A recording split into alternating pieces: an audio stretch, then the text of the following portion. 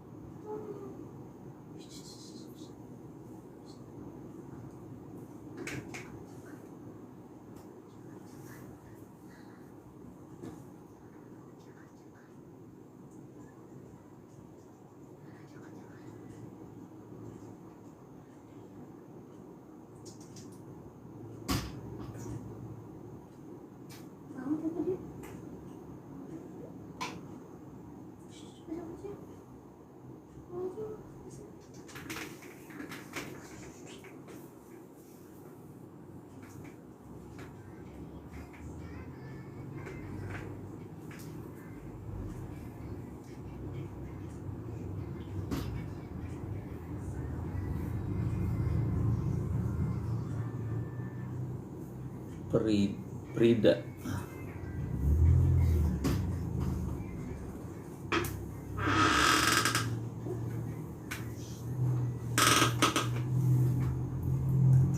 Prida.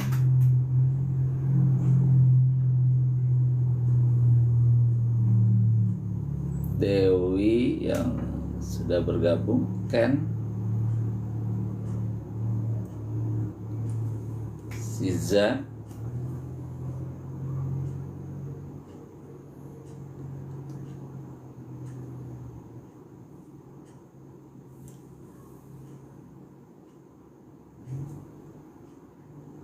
Dewi.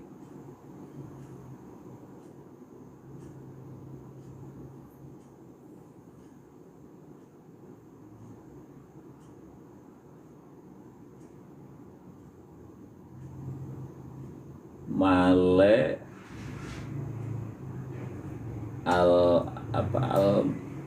Almond siapa ya?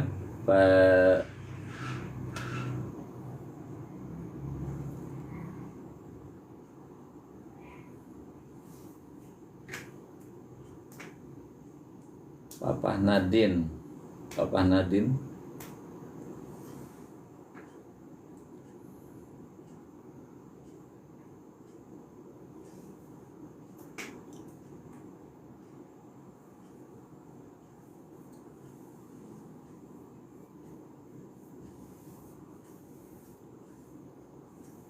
IPS 2 Agis belum.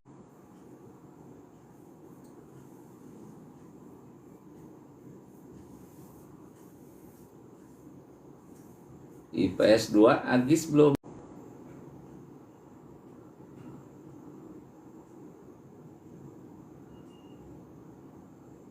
Rina Silviana. Oh, alumni 15 ya, 2015. Oh. Udah lama ya. 9 tahun yang lalu berarti ya kita udah ini. Tinggal di mana sekarang? Siapa namanya? Namanya siapa?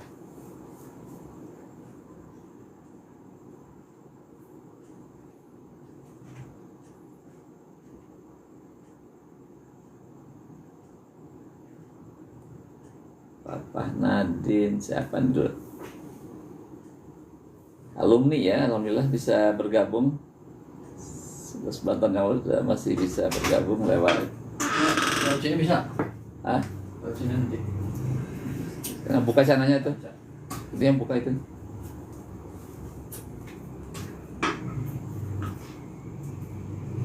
Reza Kul.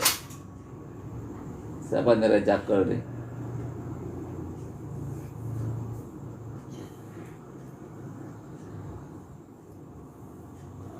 Reza Kul.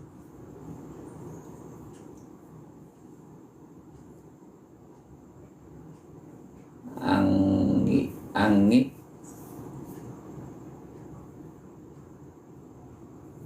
Miftahul Jannah belum masuk ya. Miftahul Jannah alumni kelas 12, 10.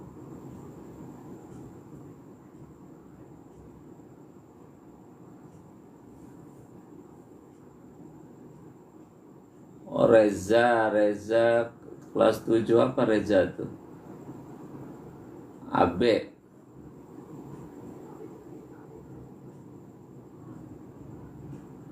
Dibagikan live-nya ke teman-teman yang lain.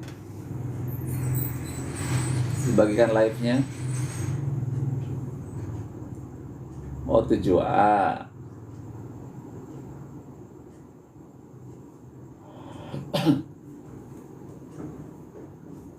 Sambil nunggu teman-teman yang lain,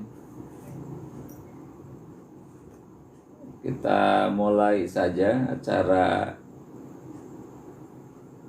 Enggar ya, Enggar. Kita mulai obrolan kajian malam hari ini sambil menunggu jam tidur jam 10. Anggi Widjawan ya.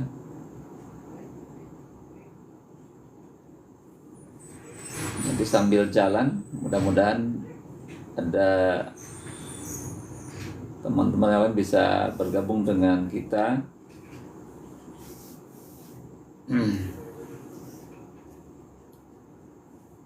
Bismillahirrahmanirrahim. Assalamualaikum warahmatullahi wabarakatuh.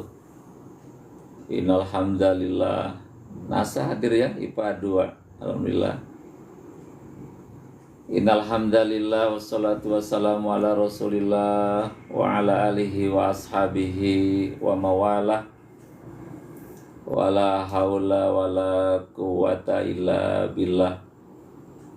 Rabbi shrah li sadri wa yassir li amri wahlul 'uqdatam min lisani yafqahu qawli. Rabbi zidni ilman warzuqni fahma. Allahumma inna nas'aluka ilman nafi'a wa rizqan halalan thayyiba wa amalan mutaqabbala. Rabbi auzi'ni an ashkura ni'mataka allati an'amta alayya wa ala walidayya wa an a'mala salihan taradahu wa adkhilni bi rahmatika fi ibadikas salihin. Amin ya Allah ya rabbal alamin. Alhamdulillah kita fi ibadikas salihin. Amin ya Allah ya rabbal alamin. Alhamdulillah kita kehidupan, nikmat Islam, nikmat iman, termasuk nikmat kesehatan dan nikmat kesempatan, ya, nikmat waktu. Mari kita gunakan nikmat-nikmat itu, terutama waktu yang hari ini kita miliki dalam rangka untuk beribadah kepada Allah. Setiap menit, setiap detik kita isi dengan amal soleh. Allah banyak bersumpah dengan waktu. Ada wal fajr itu demi waktu fajar. Wal lail demi waktu malam, wan nahar demi waktu siang, ya, wadduha demi waktu duha. Kemudian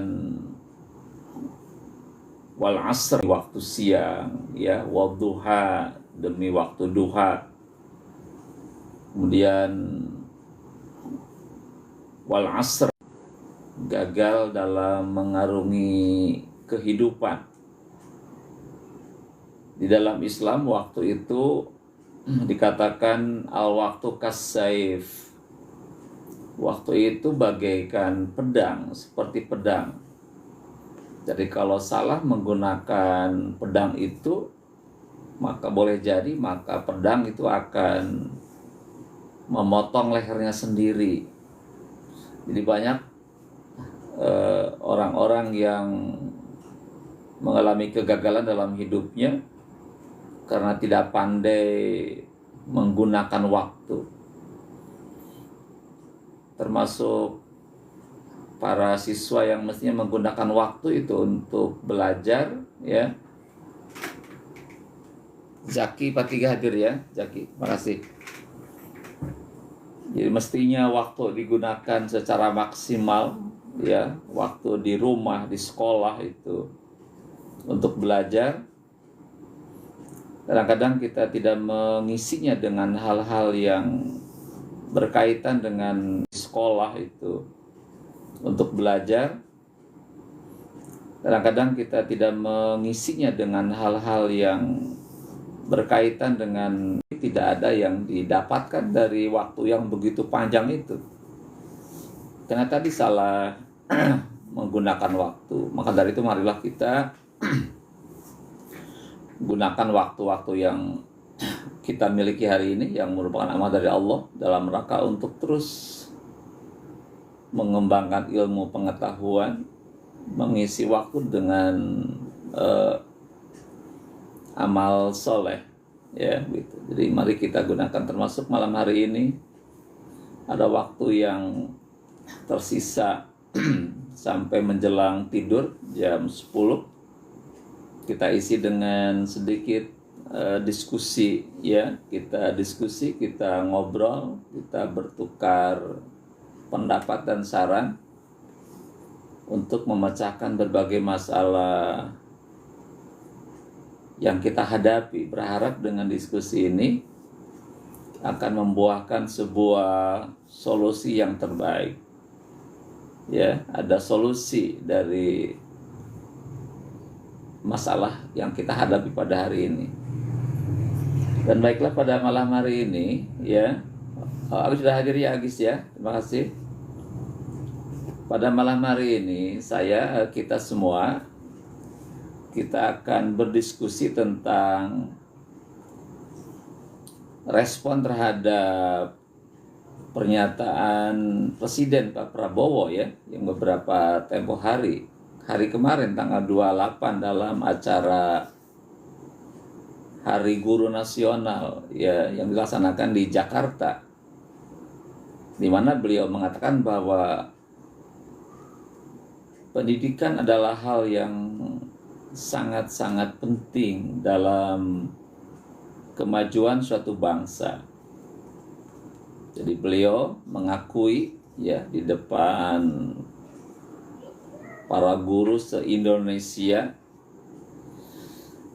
yang menyatakan bahwa pendidikan adalah hal yang sangat-sangat penting dalam kemajuan suatu bangsa. Maju mundurnya satu bangsa sangat tergantung kepada sejauh mana pendidikan itu dikelola dengan baik, yang mampu mencerdaskan dalam 3 kecerdasan yang seimbang. Ada IQ-nya, ada EQ, dan ada SQ. Itu adalah 3 hal yang harus digarap, dibentuk di dalam para siswa dalam proses pendidikan itu harus dibentuk 3-tiganya. Ada IQ-nya, ada intelektualnya, ya, dibangun dengan baik. Yang kedua adalah EQ-nya, emosionalnya, dibina dengan baik. Nah, juga ada yang namanya SQ, spiritual, itu juga dibangun dengan baik. Nah, yang ketiga itulah harus secara efektif menjadi garapan para pendidik, ya. Salah satunya diabaikan, pendidikan tidak akan tercapai. Dan juga kita lihat di dalam arah pendidikan nasional, ya, gitu. Arah pendidikan nasional itu bahwa pendidikan itu bertujuan untuk membentuk manusia yang beriman, bertakwa, berakhlak mulia, cerdas dan terampil di situ. Memang di situ ada 5, ya. ada 5 arah pendidikan nasional, ada 5 tujuan pendidikan nasional. Itu satu, membentuk manusia yang beriman, itu yang pertama. Kedua, membentuk manusia yang bertakwa kepada Allah. Ketiga, membentuk manusia yang berakhlak mulia. Yang keempat, membentuk manusia yang cerdas, pintar, brilian. Yang kelima adalah bentuk manusia yang terampil, punya skill, punya kemampuan dalam kehidupannya. Itu 5 itulah yang harus kita garap. Dan ini menjadi sebuah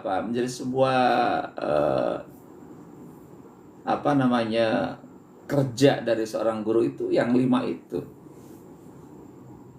Dan itu harus, semua pendidik harus memahami hal itu dulu. Jadi ketika mengelola sebuah pendidikan, lembaga pendidikan, maka agar tercapai pendidikan itu, maka dari mulai top manajemen, kepala sekolah, staf manajemennya, ada wakil kepala sekolah, ada dewan guru di situ, juga ada staf tata usaha, dan juga semua komponen yang terlibat di sekolah itu harus memahami yang tujuan itu. Tanpa memahami tujuan pendidikan, sulit. Jadi kalau kita, para pendidik, tidak memahami tujuan pendidikan yang semestinya, nanti ketika dia melakukan sebuah aksi nyata dalam kegiatan pembelajaran, itu boleh jadi nanti salah arah di situ. Jijian udah masuk ya, hadirin. Jadi paling pokok, yang paling utama bagi seorang pendidik, termasuk pihak manajemen sekolah, yang mengatur skenario pembelajaran, itu harus mengerti dulu arahnya kemana pendidikan itu, mau dibawa kemana pendidikan itu. Kalau tidak memahami arah pendidikan kemana, nanti geraknya itu beraneka ragam, tidak ada kekompakan, tidak ada kerjasama, tidak ada kolaborasi. Terima kasih Cepi udah ngirim mawarnya. Jadi kalau tidak memahami tujuan pendidikan nasional, arahnya kemana pendidikan itu, nanti ketika melakukan sebuah proses pembelajaran itu tidak ada kerjasama, tidak ada kekompakan, maka hasilnya saya yakin tidak sesuai dengan tujuan itu sendiri, begitu. Jadi ketika memulai proses pembelajaran itu harus dipahami dulu. Jadi kita harus paling awal menyamakan persepsi, menyamakan cara pandang tentang pendidikan. Arahnya kemana, tujuannya apa gitu. Yang kedua, menyamakan visi dan misi. Tujuan itu kan itu visi. Tujuan arah itu namanya visi, Terus setelah dipahami tentang visi pendidikan, tujuannya apa, kemana, baru kita menyamakan misinya seperti apa. Harus sama langkahnya, sama misinya, gitu. Jadi kalau manajemen dengan pendidik tidak sama misinya, nggak nyambung nanti pada akhirnya. Dan ini masalah sekarang ada di sini, masalahnya di sini sekarang itu. Jadi masalahnya ada tadi, belum ada kesamaan persepsi, belum memahami visi tentang pendidikan itu apa, visinya apa sih sekolah itu. Nah, kepemahaman yang yang beraneka ragam, tidak ada kesamaan persepsi visi, akhirnya misinya pun ya berbeda-beda, ya berbeda-beda. Maka karena perbedaan visi dan misinya, perbedaan dalam memahami tentang pendidikan, geraknya berbeda-beda, akhirnya ya tujuan tidak akan tercapai, ya gitu. Contoh hal yang nyata saja yang sempat ya saya pahami, bahwa ada satu pendapat yang menyatakan bahwa standar ya kemajuan sebuah sekolah di SMA itu, ini yang sempat saya simak, sempat saya dengar bahwa standar kemajuan sekolah itu terletak pada seberapa banyak siswa yang diterima di perguruan tinggi.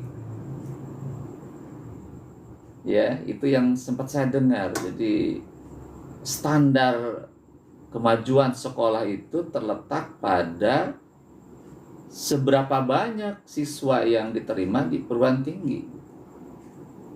Jadi kalau banyak siswa yang diterima, itu berarti sekolah itu bagus. Pemahamannya begitu. Kalau sedikit yang diterima di PTN, itu bisa disimpulkan sekolah itu tidak bagus, tidak baik. Nah, dari cara berpikir seperti itu saya memahami bahwa sekolah sekarang hanya bergerak, ya beraksi, hanya menggarap dalam wilayah IQ saja, intelektualnya saja. Jadi yang dibangun itu hanya pengetahuannya saja, intelektualnya saja, pemahamannya saja. Jadi kalau sekolah hanya titik beratnya kepada intelektual saja, kepada pemahaman kognitifnya saja, apa bedanya dengan lembaga kursus? Ya, jadi kalau hanya targetnya itu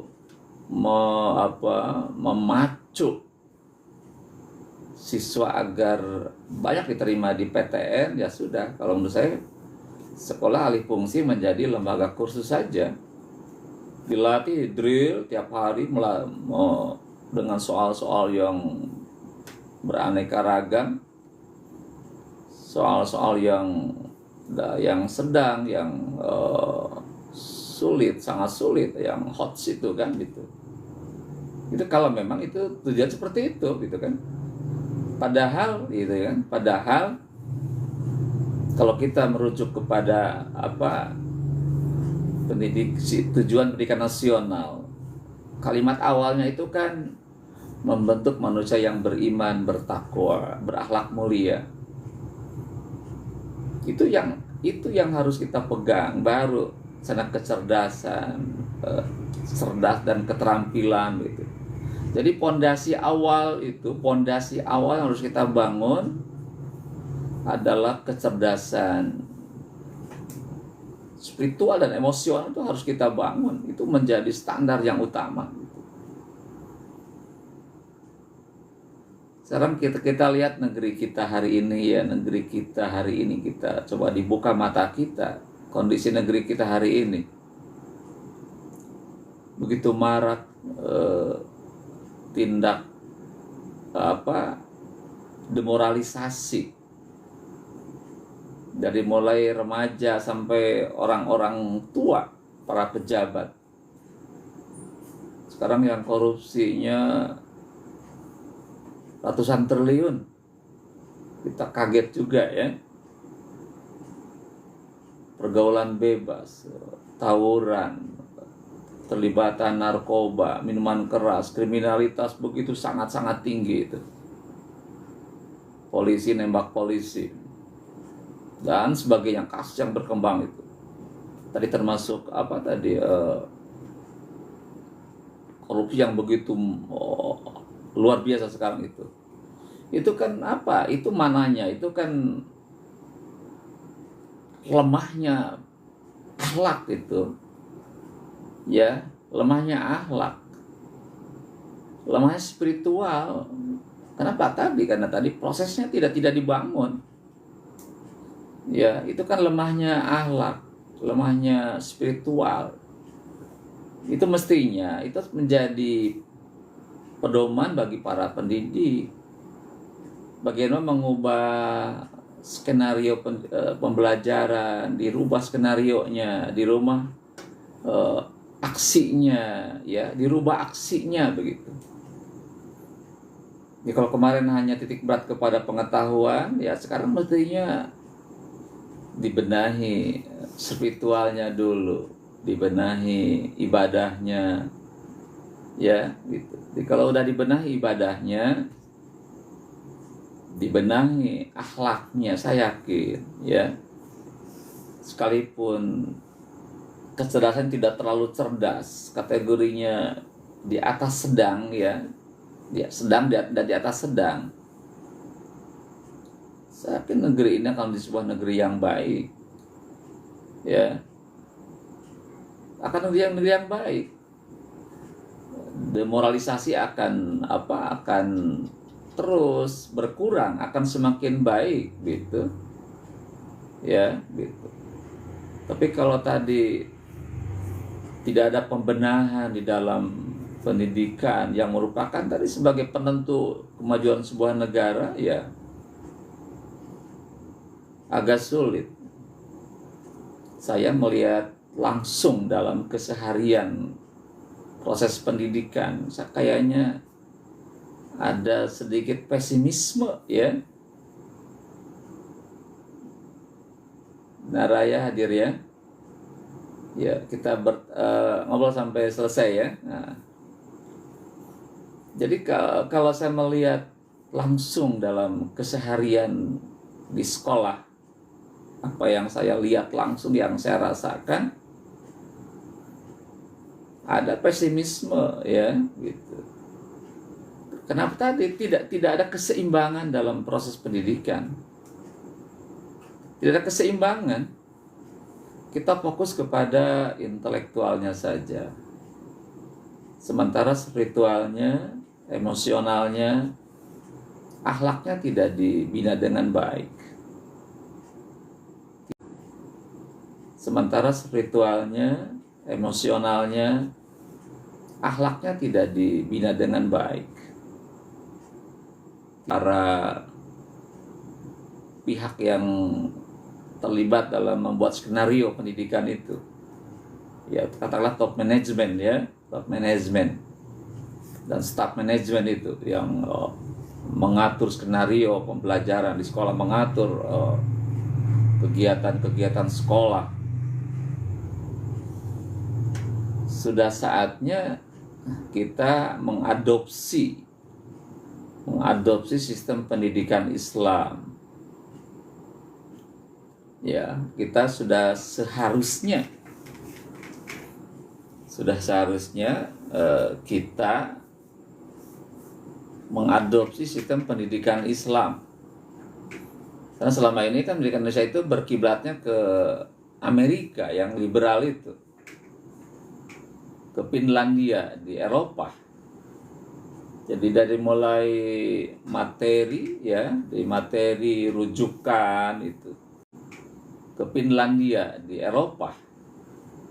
Jadi dari mulai materi, ya, dari materi rujukan itu, sistemnya itu berkiblatnya ke Barat, ke Amerika. Amerika itu kan liberal. Dan di Amerika itu tujuan pendidikan ya hanya mencerdaskan saja, kecerdasan yang dibangun. Masalah-masalah spiritual, moral itu tidak menjadi garapan utama proses pendidikan, gitu.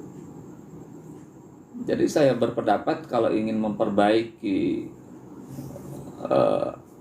generasi ke depan, ya, yang memang pasti akan terjadi, ya, yang hari ini mereka SMA 10 tahun ke depan sudah menjadi pejabat negara,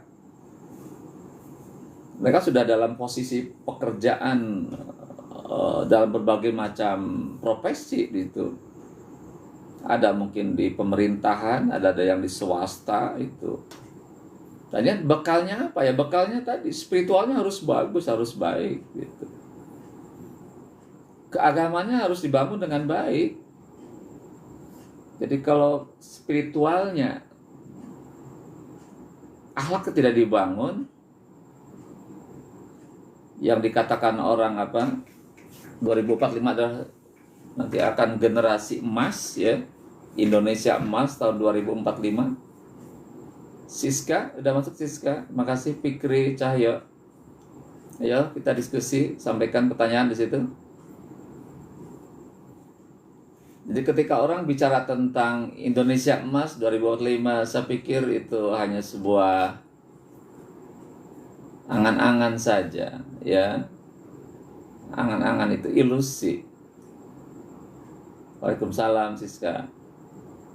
Itu sebuah angan-angan saja yang tidak mungkin. Karena apa? Yang kalau hari tidak diperbaiki, ya, gitu. Tidak diperbaiki sistem pendidikan nasionalnya, kurikulumnya tidak menjawab masalah yang hari ini yang kita hadapi, tidak nyambung dengan keadaan hari ini, ya kurikulum hari ini ya tetap tidak akan tercapai tujuan pendidikan nasional itu. Ya, jadi saya juga berpendapat, jadi kalau pengen pendidikan berhasil dengan baik, kurikulum yang akan dibuat, yang sekarang akan menggantikan kurikulum Merdeka yang hari ini juga masih uji coba, yang banyak ahli itu tidak jelas arahnya kemana, dan nanti mungkin ada kurikulum baru, ya. Nah, kurikulum baru itu harus bisa menjawab masalah yang ada pada hari ini. Apa masalahnya tadi? Demoralisasi yang harus kita waspadai. Dengan apa itu? Ya dengan pembinaan spiritual yang maksimal, pembinaan emosional, moral yang baik gitu. Jadi kalau tanpa usaha itu ya akan sulit, sangat-sangat sulit. Dan harapan-harapan yang dicetuskan oleh para ahli pendidikan, pakar pendidikan, nanti Indonesia emas 2045 itu adalah generasi emas. Saya bilang itu sulit, sangat-sangat sulit akan kita raih. Sangat sulit saya bilang. Ya gitu. Ya, maka sekarang hari ini para pengambil kebijakan di bidang pendidikan sudah mulai melirik tentang sistem pendidikan Islam. Oh, ini sekolah negeri. Kita lihat secara fakta, ya, bicara fakta ini bahwa mayoritas, ya, ini tidak maksud untuk mengenyampingkan ya siswa yang lain. Tapi pada mayoritasnya anak-anak itu kan anak-anak Muslim, tapi juga tidak mengecilkan mereka yang non Muslim. Tetap itu akan mengayomi seluruh warga negara, baik Muslim maupun non Muslim, ya gitu.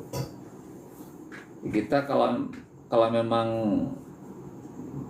beberapa tahun ini kita menggunakan sistem pendidikan yang berasal dari Barat, dari Amerika, yang liberal, sekuler itu, dan ternyata gagal membentuk pribadi-pribadi yang punya militansi keagamannya kuat, gagal membentuk pribadi yang istiqomah dalam beragama sehingga moralnya terjaga dengan baik, cara berpikirnya berpikir yang yang baik. Maka seharusnya sekarang ada perubahan di situ, ya. Kalau memang itu gagal, tidak berhasil sesuai dengan apa yang kita harapkan, ya harus mulai mengadopsi sistem pendidikan Islam. Itu yang harus kita.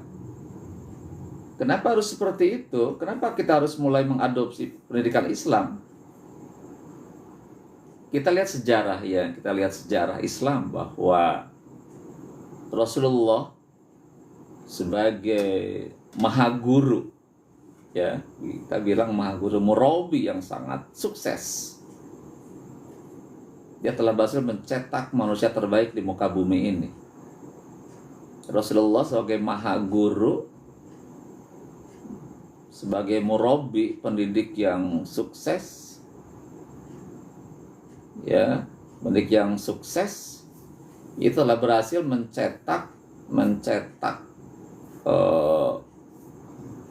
anak didik, murid, produk manusia yang betul-betul hebat dalam sisi akidahnya, sisi ibadahnya hebat, moralnya hebat, keilmuan juga hebat, cerdas mereka.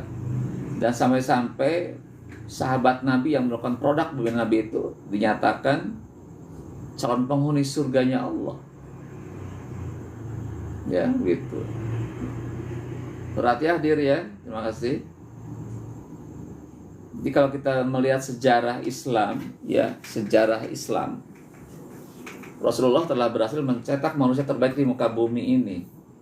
Sampai-sampai tadi 10 orang sahabat menyatakan berdasarkan hadis Nabi dia adalah calon penghuni surga. Kenapa?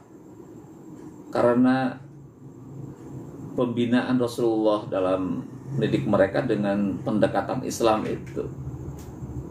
Nah, ini menjadikan satu perubahan bagi kita. Nah, maka sudah seharusnya kita mencari tahu, mempelajari, mengkaji seperti apa gaya pendidikan Rasulullah itu. Ya, itu harus sudah mulai menggali. Jadi staf Kementerian Pendidikan Nasional, Kementerian Agama juga sama.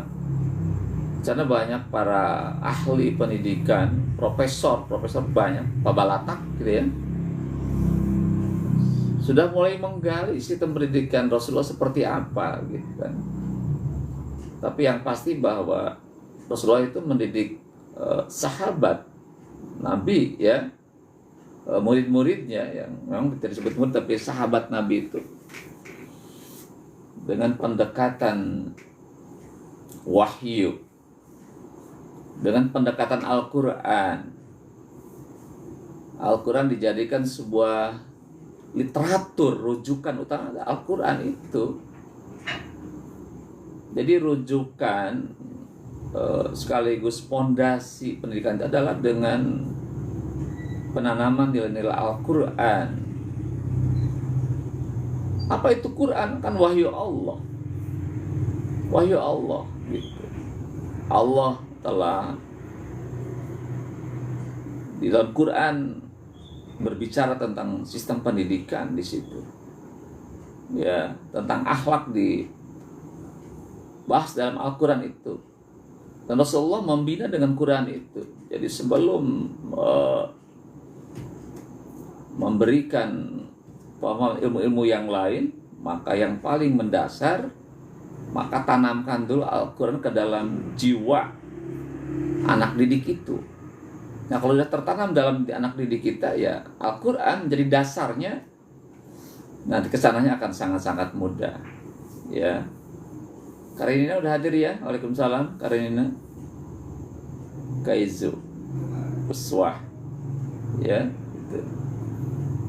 Itu yang menjadi dasar bagi kita. Jadi kementerian sekarang Pak Profesor Abdul Mu'ti ya, yang kebetulan dari PP Muhammadiyah, Sekretaris Muhammadiyah, dia sudah begitu lama terlibat dalam proses pendidikan dasar juga pendidikan tinggi. Beliau sudah lebih tahu, maka itu harus dijadikan satu pedoman. Ya, gitu. Pedoman di dalam mengolah pendidikan soal itu, sehingga nanti diharapkan pendidikan ini menghasilkan pribadi-pribadi, orang-orang yang tadi memiliki kecerdasan intelektual yang baik, yang maksimal, punya kecerdasan emosi yang baik. Kalau saya baca ya dari kajian-kajian para ahli pendidikan, ternyata orang-orang sukses itu itu 80% ditentukan oleh kecerdasan emosinya dan spiritualnya. Jadi orang-orang yang berhasil itu 80% itu karena kecerdasan emosi dan spiritualnya. Intelektual hanya menyumbang 20%. Ya, jadi kecerdasan intelektual itu IQ mereka itu hanya 20% menyumbangkan kepada orang-orang yang sukses dalam hidupnya gitu. Cuma 20% yang intelektualnya bisa membuat orang sukses, tapi yang 80% itu adalah mereka-mereka yang punya spiritualnya baik dan emosi juga baik gitu. Nah, itu kan harus dijadikan satu landasan bagi kita mestinya ya, dari kita. Jadi harapan saya sebagai praktisi pendidikan ya tahu persis apa yang terjadi di sekolah itu. Ada perbedaan cara pandang, ada perbedaan dalam visi dan misi. Jadi kita itu paradigma bergerak, tidak ada kekompakan. Ya, memang itu bisa dikatakan wajar juga ya, bisa juga dibilang wajar karena memang guru itu punya background yang berbeda-beda, punya background latar belakang pendidikan berbeda, yang dibahasanya berbeda, lingkungannya berbeda, ya giroh keislaman juga berbeda-beda, sehingga memang agak sulit menyamakan visi dan misi itu. Ya, agak sulit menyamakan visi dan misi itu gitu. Maka akibatnya apa yang terjadi hari ini ya tadi. Jadi produk pendidikan hari ini ya itu berat sebelah. Kita hanya fokus kepada kecerdasan intelek, pengetahuan terus digembleng dengan berbagai macam kegiatan. Sementara masalah ibadah siswa, akhlak siswa kurang terperhatikan. Saya sedih ya melihat kondisi pendidikan hari ini, betul sedih.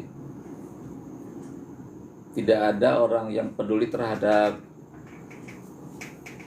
ibadah siswa. Tidak ada yang peduli. Tidak ada yang peduli. Mereka hanya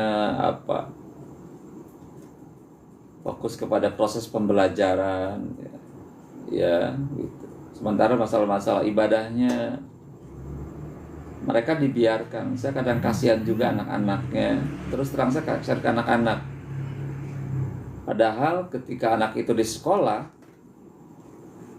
itu tanggung jawab guru sepenuhnya. Dari mulai badannya, jiwanya, mentalnya, moralnya, spiritualnya, ibadahnya, akhlak itu adalah tanggung jawab guru. Bukan hanya otak saja.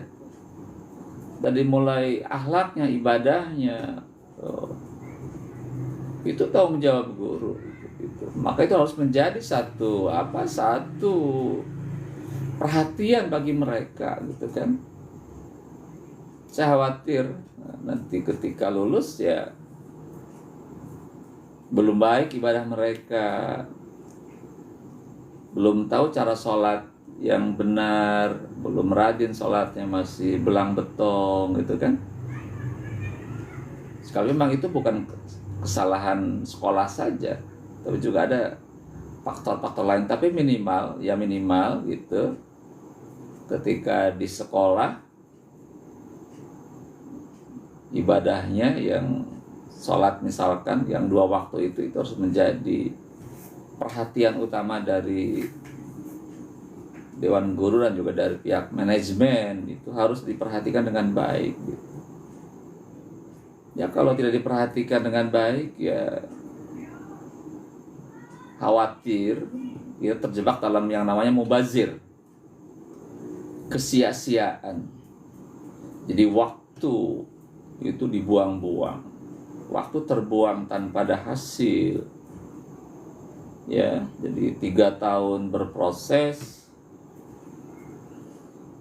boleh jadi karena tidak serius belajarnya, ilmu nggak dapet, akhlak tidak terbentuk secara maksimal, maka ibadah pun tidak terbentuk secara maksimal gitu kan. Akhirnya ya tidak ada bekal buat hidup ke depan. Padahal hidup yang abadi itu bukan hanya dunia. Dunia kan hanya sementara. Hanya sementara. Hidup abadi adalah di akhirat nanti. Itu harus menjadi cara pandang dewan guru dan pihak manajemen sekolah, itu harus diperhatikan dengan baik. Kita memberikan bekal bagi mereka itu tidak hanya untuk bekal dunia saja, tapi harus sampai bekal nanti ke akhirat nanti. Itulah yang harus menjadi pedoman bagi kita semua, ya. Berharap malam hari ini ada rekan-rekan pendidik yang bisa menyimak dengan baik, ya. Mudah-mudahan kita bisa diskusi lebih lanjut. Ya, ini hanya sebuah satu pendapat pribadi karena saya terlibat langsung dalam kegiatan pembelajaran dan melihat langsung, ya, menyaksikan langsung proses itu terjadi. Nah, aspek ibadah ini, aspek moral kurang terperhatikan, ya, gitu. Anak dibiarkan semaunya saja, tidak ada pembinaan yang intensif, ya, gitu. Ya, mungkin nanti insya Allah dalam kajian berikutnya, ya, mungkin besok ke depan kita akan sampaikan kajian khusus terkait sistem pendidikan Islam. Ya, kita akan coba disampaikan, kita akan diskusi, akan kita kaji bersama tentang bentuk sistem pendidikan Islam. Nanti kita bandingkan, ya, kita akan bandingkan nanti proses seperti apa prosesnya itu. Nah, kalau kita dibandingkan, nanti kita akan lihat di mana letak keunggulannya itu. Ya, kita lihat sistemnya seperti apa, kita bandingkan, dan kita akan ditimbang keunggulannya yang dalam bagian mana. Kalau memang itu dipandang lebih baik, ya kita sekarang sudah mulai mengadopsi sistem pendidikan Islam itu. Yang Barat tinggalkan dulu, ya, atau sebagian tinggalkan dulu kalau memang belum siap meninggalkan semuanya. Kalau memang negeri kita ingin menjadi sebuah negeri yang baik, ingin menghasilkan generasi yang baik, karena tadi bahwa pendidikan punya tanggung jawab yang berat terhadap masa depan sebuah bangsa. Jadi kalau pendidikannya arahnya tidak jelas, ya nanti akan berakibat pada produknya akan tidak jelas juga. Gitu. Jadi kalau tujuan dan aksinya itu betul-betul searah, ada relevansinya di situ, dan saya yakin pendidikan akan berhasil dengan baik, ya.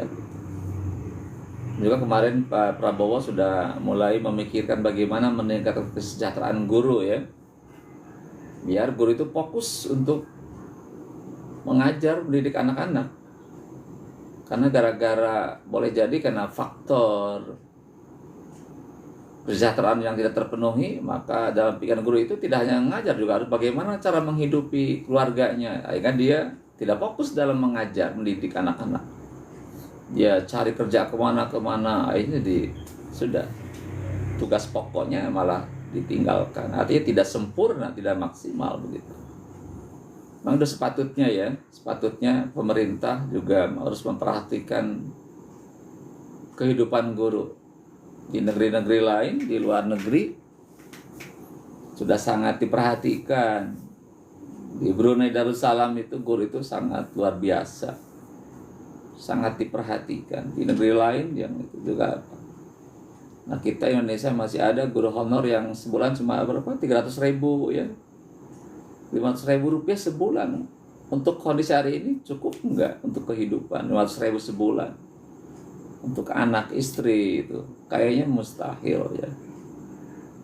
Tapi pada kenyataannya memang sekalipun segitu juga Allah masih memberikan rezeki, saya yakin ya. Allah ngasih rezeki kepada orang-orang yang serius untuk mengabdikan dirinya untuk kemajuan umatnya itu. Itu barangkali apa yang harus kita diskusikan ya, dan nanti insya Allah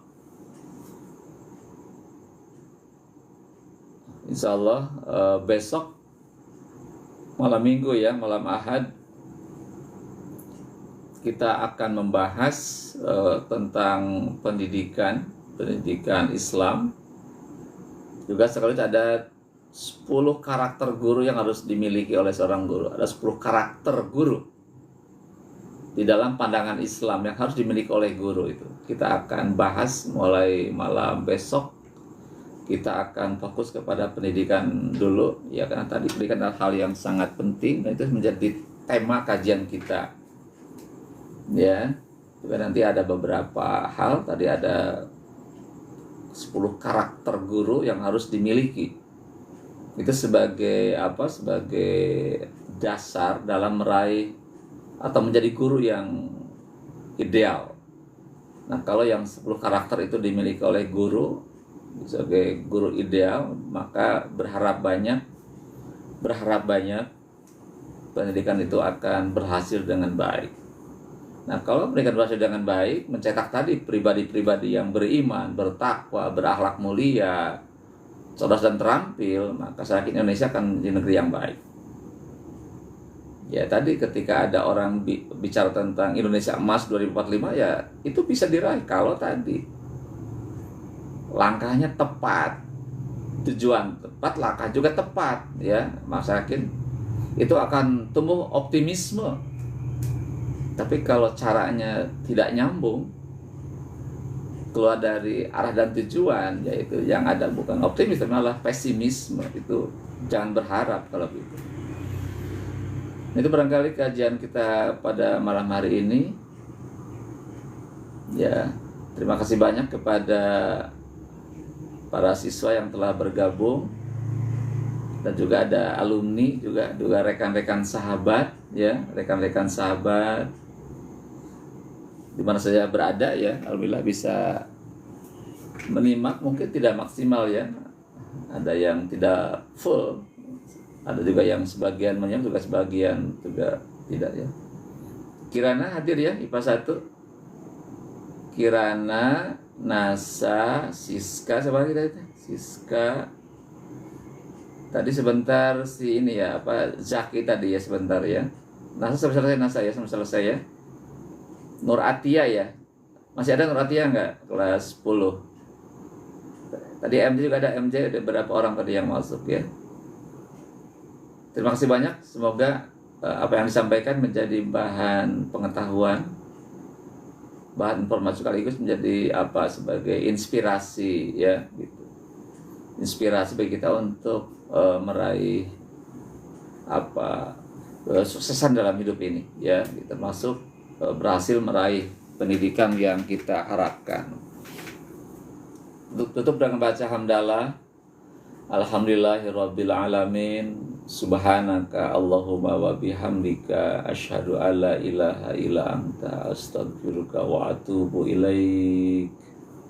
Wassalamualaikum warahmatullahi wabarakatuh.